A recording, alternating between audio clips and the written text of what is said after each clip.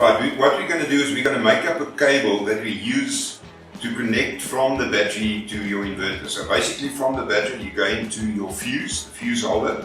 From the other side of the fuse holder we're going to go to the inverter. So we need to make sure what is the size of cable that we need. That will depend on the amps that's going through the cable. And then remember, you have got different cable sizes.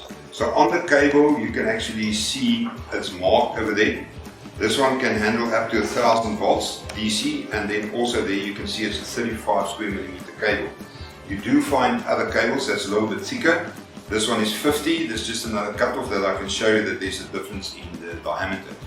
Then by using different size cables, we must make sure that we use the correct terminals. This one says 8 by 35, maybe not so easy to see. And this one say 10 by 50.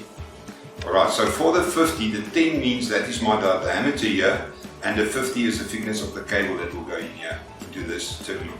If I look at this one, it says 8 and 35, so the hole here is 8, so I'll use an M8 screw that goes into the fuse holder, and from the fuse basically going into the inverter as well. I cannot drill a hole, so if I crimp the 8 and I need the 10, I cannot drill a hole because I'm weakening the connector and it's not then designed to handle the type of current that's supposed to go through it.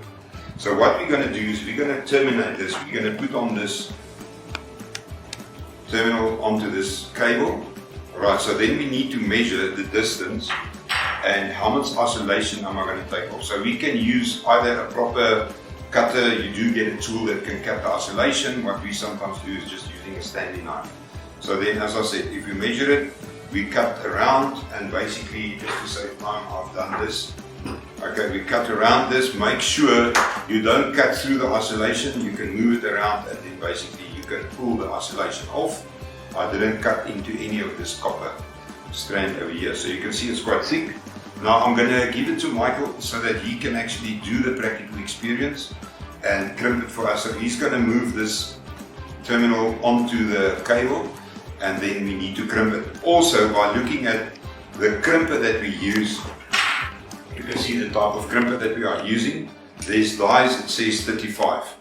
Okay, so the cable that we are using is a 35mm cable.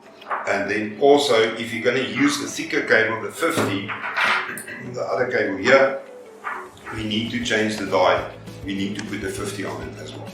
Alright, so it depends on the thickness of cable, what crimper we're going to use. So I'm going to hand over to Michael so that he actually shows us how to connect this connector here onto the cable. Alright, so first you need to fit it. I'm going to try my best to get as many of these little pieces of wire and make sure I get them all inside there. It's quite difficult. Ooh, and it doesn't work. So I'm going to now straighten out this cable again. Yeah, some of them slip over easy, some of them don't go over that easy. It depends on how this was manufactured. Yeah, it's manufactured. It looks like it's manufactured a bit wide, a bit narrow maybe. What is it?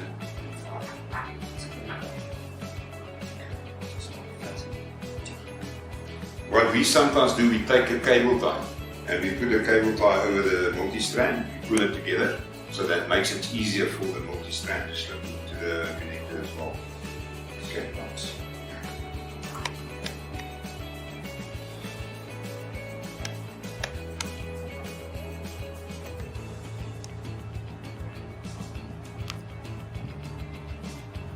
Yeah, you see, this is making it a little bit difficult. It's not so easy, as I say, this comes with, you need to make sure that, as I say, sometimes you take the cable tie, you put it around there, and you make sure that you don't get anything. You see, this one goes quite tight, so you can get some. Okay. You slip it like that. Okay. Alright, that will, as I say, that will come with experience. The more and more you actually connect this. It's not so easy. You can see there's an opening in front. This is actually used for indoors. The ones that's sealed is for outdoor. So you cannot mount the one that's got this little gap here outdoors because you're going to get moist in there. So this is for indoor use. Alright, so you push this all the way through, and now you can basically crimp it. Sometimes it's easier if you actually have got two people to assist you holding that. Okay, then we're going to push it through into the die. Okay.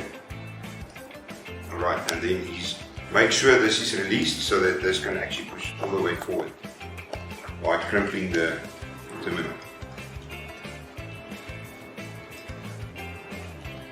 You can even see it's printed on the terminal as well. It says 35. Right, so you can see it says 35 over there.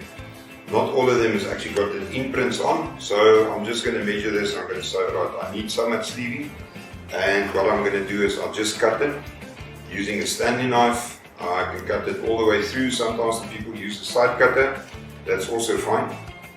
Okay, so I cut it like that. If you actually want to cut it more nice and straight with a side cutter, you're welcome to do that as well. So we basically cut it, and on this side I'm just going to cut it straight as well. Okay, and then we can actually open the heat shrink. Now the proper way that you need to shrink this is giving it heat.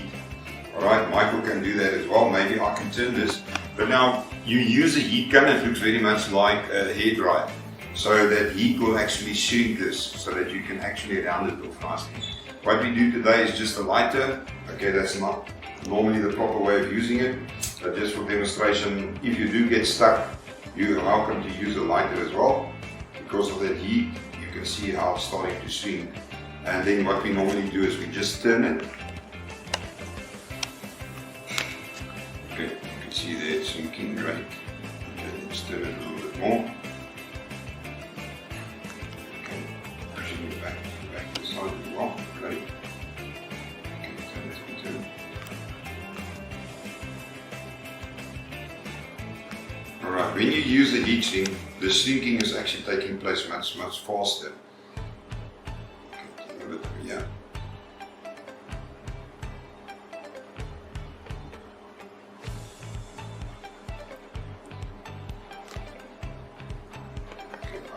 Do is I'll just turn it like that. Okay, so it's getting off.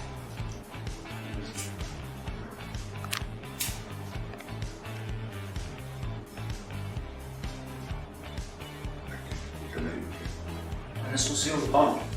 Alright, so then basically that seals. Okay, it's supposed to seal.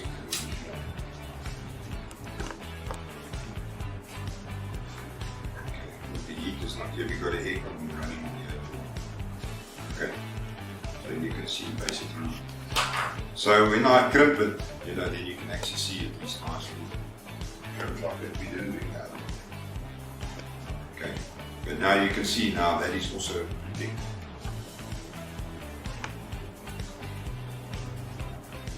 Happy? Is that fine? It's good. Yeah, so I can actually just heat it up a bit more because it's supposed to shrink nicely onto that board. Now, obviously, if you use the heat shrink, the heat, there's quite a lot of heat that's involved, and it's shrinking much tighter. Right, so basically that is what it looks like. Okay, and then you can actually pull on it to make sure it is secure.